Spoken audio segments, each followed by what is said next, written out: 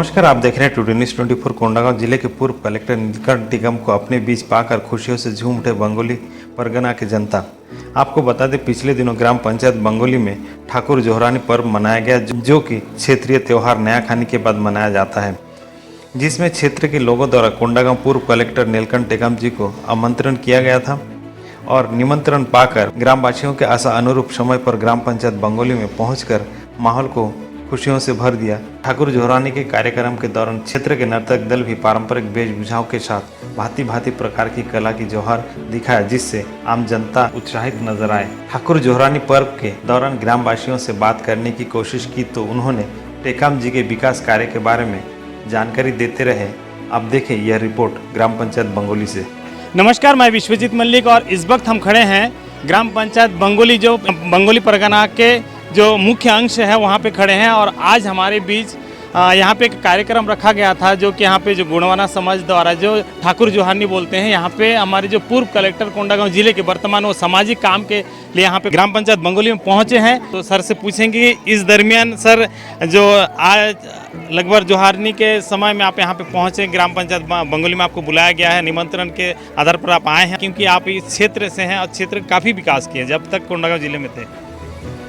देखिए, ठाकुर जोहरानी या गायता जोहरानी ये आदिवासी परंपराओं में से एक ऐसा परंपरा है जिसमें खास करके जो गोंड जाति के लोग होते हैं वो साल भर में एक बार जब नया खानी होता है, मतलब नए फसल जो भी आते हैं, चाहे वो धान हो या फिर बरबट्टी हो, सेमी हो, किसी भी प्रकार की भाजियां हो, अनेकों अनेक प्रकार के जो भी प्रकृति से मिलने वाली चीज़ें जब लोगों को मिलना चालू हो जाता है तो लोग उसमें नया खानी करते हैं और इसके लिए ये जिम्मेदार मानते हैं वहाँ के गायता को, और उनको धन्यवाद देने के लिए कार्यक्रम आयोजित किया जाता है। चूँकि मैं इसी क्षेत्र का रहने वाला भी हूँ तो यहाँ पर लोगों ने मुझे आमंत्रित किया और मैं आज यहाँ पर आकर के बहुत ज़्यादा मुझे खुशी हुई है कि लोगों ने, ये एक ऐसा इलाका है जिसके बारे में आप जानते हैं कि कुछ समय पहले तक यहाँ पर आना अपने आप में एक बहुत कठिन काम हुआ करता था, बहुत चुनौती था, लोग बहुत ज़्यादा दहशत में रहा करते थे। लेकिन अब यहाँ पर धीरे धीरे करके रौनकता लौटी है। लोग जो है शिक्षा के क्षेत्र में, स्वास्थ्य के क्षेत्र में और संस्कृति के क्षेत्र में लगातार आगे बढ़ रहे हैं। ये क्षेत्र जो है वो लगातार खुशहाल होता जा रहा है। तो मैं आज आपके इस चैनल के माध्यम से हमारे छत्तीसगढ़ में रहने वाले समस्त आदिवासी भाइयों को, हमारे समस्त गोंडवाना के गोंड आदिवासी भाइयों को इस ठाकुर जोहरानी के अवसर पर अपनी ओर से बहुत बहुत उन लोगों को शुभकामनाएं देता हूं। और मैं आशा करता हूं कि आदिवासी संस्कृति को, आदिवासी प्रथा को, आदिवासी परंपरा को इसी प्रकार से आगे बढ़ाने के लिए शासन की ओर से तो प्रयास किया जा रहा है। हमें हमारे जो गांव के लोग हैं, हमारे गांव के जो मुखिया गण हैं, उनके तरफ से भी इसमें लगातार प्रयास होते रहना चाहिए।